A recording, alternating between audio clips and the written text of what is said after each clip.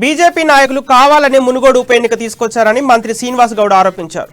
జిల్లాలోని తుర్కయాంజల్ మున్సిపాలిటీ మన్నెగూడలో నిర్వహించిన lorry owners డ్రైవర్ల ఆత్మీయ సమ్మేళన కార్యక్రమంలో ఆయన పాల్గొన్నారు.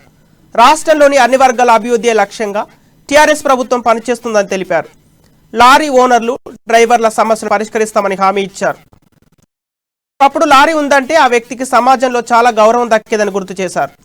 కానీ నేడు పదుల సంఖ్యలో లారీ ఓనర్లకు దక్కాల్సినంత గుర్తింపు దక్కడం లేదని ఆవేదన వ్యక్తం చేశారు. తర్వాత మా బావ కూడా ఒక లారీ ఉండేది మహబూబ్నగర్లో.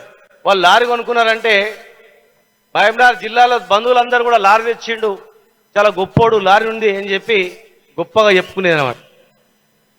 అంటే ఒకప్పుడు లారీ ఉందంటే ఎంతో విలువ ఉండేది, లారీ నుంచి ఎంతో మంది బతికేది. ఒక లారీ ఉందంటే ఒక డ్రైవర్ ఉంటాడు, ఇద్దరు డ్రైవర్లు ఉంటారు, ఇద్దరు క్లీనర్లు ఉంటారు, పంప్చర్ దుకాణం ఆయన, గాలి కొట్టేట ఆయన, డీజిల్ పెట్రోల్ పంప్ ఆయన, మెకానిక్ షెడ్,